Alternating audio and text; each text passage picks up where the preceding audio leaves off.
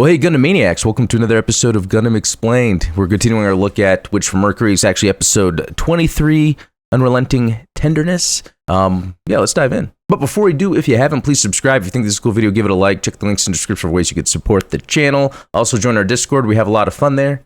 Let's get started. All right, we start off where we left off last time. So we're in the middle of this like Death Star Permet data storm thing going on. Suletta has confronted her little sister or her cloned self or something like that, and kind of curious what's going to happen. As they're battling, Suletta is in that Calibarn, awesome looking mobile suit, because it kind of really has more of the classic Gundam vibes. A little simple, but it's in that red state. That permit score is higher than what Suletta has been used to, because she's usually been in the aerial with Aerie that's been able to kind of contain it to a certain point. Something I want to bring up too is the way the gun looks that this Calibarn unit has. Uncle Tom, one of our supporters, brought it up, but it almost looks like a broom, something a witch would have. I just thought that was a cool call out. Didn't even think about that. And so, they're just going back and forth battling. I guess really the point is to stop Suletta, meaning to kill her, while Suletta is just trying to stop her mom and her sister. So there's a little bit of that dramatic, back and forth where no one actually really kills anybody. They're just kind of going back and forth.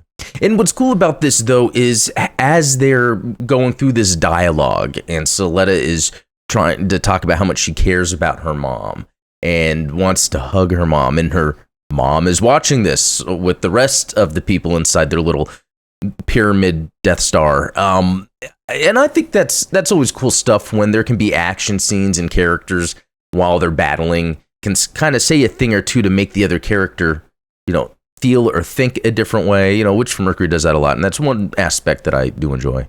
And then we get it cutting back to Lauda and Ghoul, because now they're battling, which is pretty interesting, because it seems like as Lauda is speaking with Ghoul, he's not really focusing much on their dad, which I thought that was the crux of it, but it's more of Murine, which I guess that's fine. I don't know how personal Lauda's taking it, but it seemed like he was originally, and Ghoul's just not saying too much. And Lauda did bring up the guilt, so that could be what's going on with Ghoul. And we got like Choo Choo and the rest of that group. They're trying to sneak into the Death Star. What are they in the Millennium Falcon or something? No, it's the the Quiet Zero. They're sneaking in, and it's pretty interesting, because I feel like that's super high risk to you've got all these Gundam bits flying around inside this thing. At any time it could destroy it, and it doesn't. And I don't know if it's because it's not seeing it as a threat. Is it maybe where the system has to detect some sort of threat, which by the end of the episode, something happens that could make sense for that's how the system works? Because, they're able to kind of just get in. And this is where they talked about piloting almost like a car blindfolded. But it's really cool. I kind of like this sort of situation where the main characters as a group are having to go through hardship in order to, infiltrate the enemy territory. And again, Ghoul and Lauda, that kind of the battling and the dialogue continues. They're kind of building up the moment between them.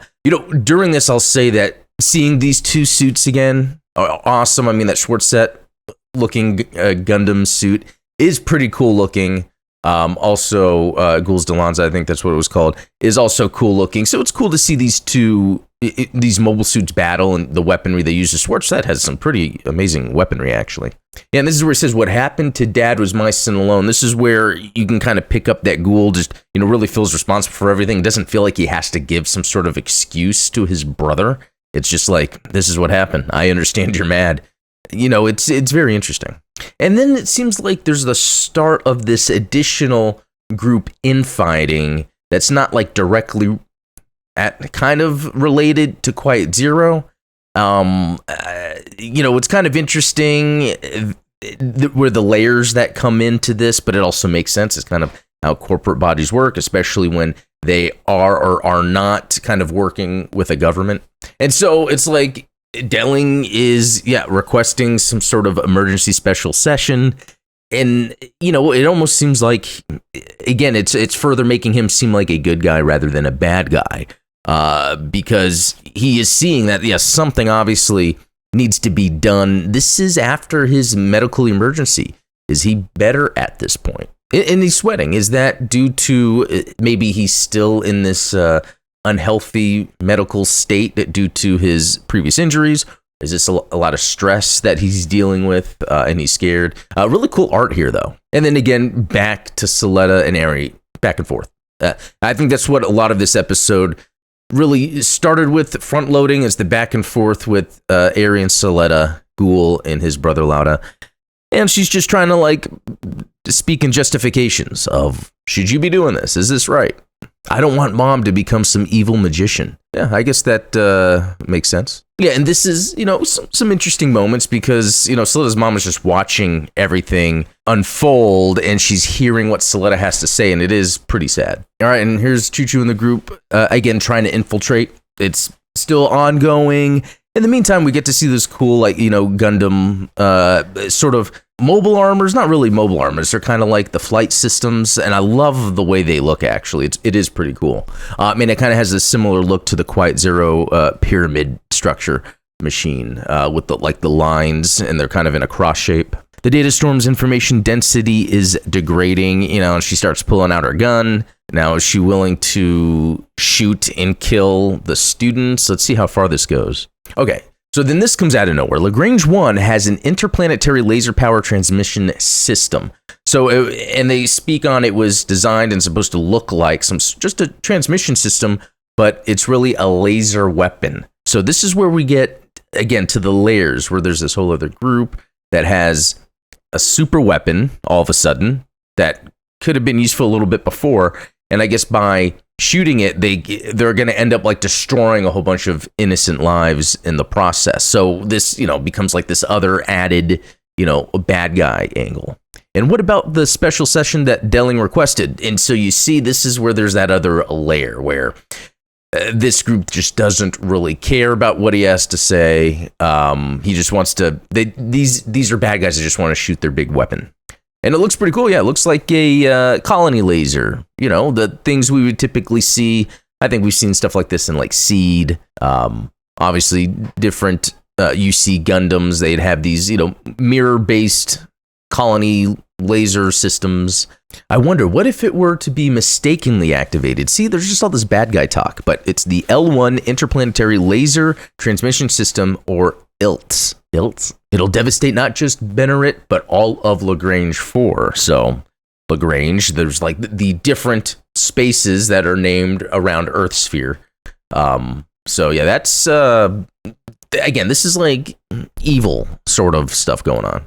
Especially when, if they've had this, they had a chance to take out Quiet Zero as it was moving around trying to get the rest of the parts it needed. I imagine Lagrange 1's sovereign government and corporate volunteers will lead the rebuilding efforts. Then we see the crazy ladies over there. I guess, you know, their plan all along was to really be in charge. So we see kind of, you know, what was slightly brought up in the prologue and a little bit after that, where there's multiple corporate interests at play. And this is in the midst of this sort of Quiet Zero super weapon thing, that this is a way for, you know, the corporations to kind of get a lead on others, which seems like an interesting, cool little plot point to add in. And because really they have these more corporate sort of monetary gains they get out of this, where with Suletta's mom, it was a personal thing.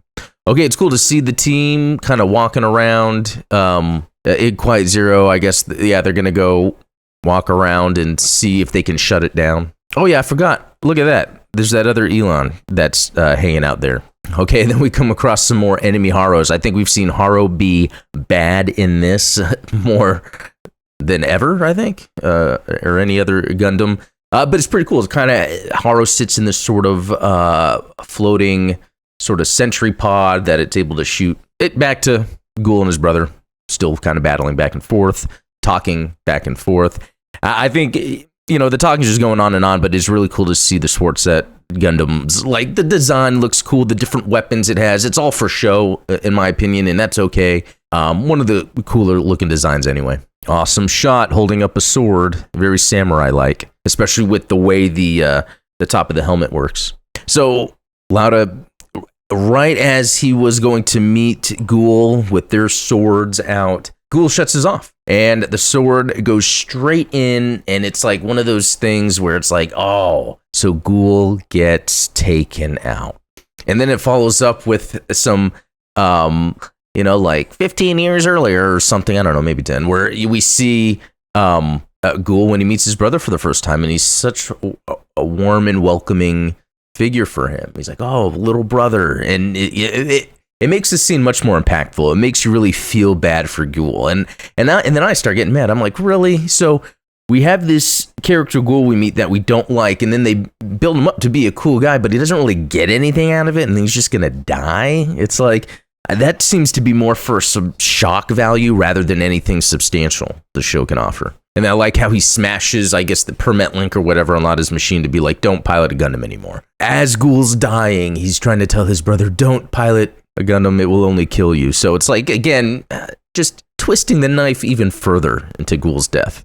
But a little subversion here, which I appreciate, is this sort of chemical thing all over Ghoul's mobile suit that kind of stops it from exploding, saving his life. And I think it's kind of a neat thing. I didn't expect it, but I think that's better for the story overall. So I'm actually glad that happened. Okay, so now they're at a computer system inside Quiet Zero. Mjolnir's trying to shut it down. The codes they're using aren't working, and Soleda's mom's about to approach with those evil Haros to take them out. Yeah, that looks pretty scary right there. So there's some cool low-G shooting going on against the Haros and Soleda's mom. Mjolnir kind of, I guess, figures out to look for a message within the code that would be the password to get around the admin rights to shut everything down. I will always be attached to you, me. And this is where it kind of triggers that. It was an interesting callback. I think messages and codes seem to be a recurring theme in this, which is pretty interesting and different from other Gundam. And it shuts down. Interesting to see Soleda's mom in this state, because it's like, it's very interesting. Like, she was willing to massacre in order to get her personal, revenge. But I think she almost kind of just, once she's confronted in person with people and with people that care, especially people that care about Soleda, it kind of makes her not be as persistent in murder, maybe. Because I'm actually surprised that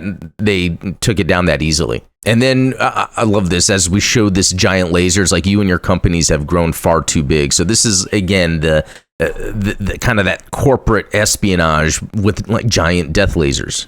And just as the laser fires, this awakens Eri and the data storm, and she's basically blocking the laser. It's like from, Unicorn Awakens. Yeah, that makes sense. And again, this is Eri detecting a threat and engaging on that. It's almost like that is kind of the overwritten, built-in system that this machine is able to do. And a sad little tropey little look back and smile before, I guess, Eri in her data storm is just completely gone and evaporated. But saved a lot of people, even though it saved the Quiet Zero system, which was supposed to and did massacre a bunch of people. So there's that. Really cool shot there of Soleda and her Caliburn Gundam. Again, I really like the look. Yeah, it's kind of a basic and it's more Gundam-like, but yeah, very cool. And we see the rebuild, very detailed to give that weathered, destructed look to it, which is very cool. And then that's it. So the episode ended. Not really many crazy things going on that I thought. It seemed to be very simple. This is, I guess, as the show was going on, there was a lot of cool speculation of what could be happening, and the end result isn't anything as interesting.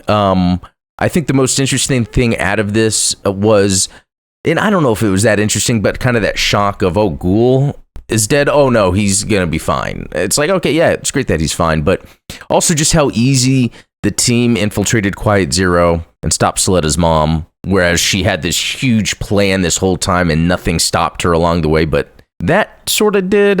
I don't know. It doesn't seem to really so far, I mean, we got another episode, I think, but there doesn't really seem to be much of a payoff to anything, really. And now we got this other group with their giant laser that I guess is now the bad guy. I don't know. I guess we'll see what happens. Again, I think the strongest parts of this show was when it was that slice of life of these mech pilots that were at school.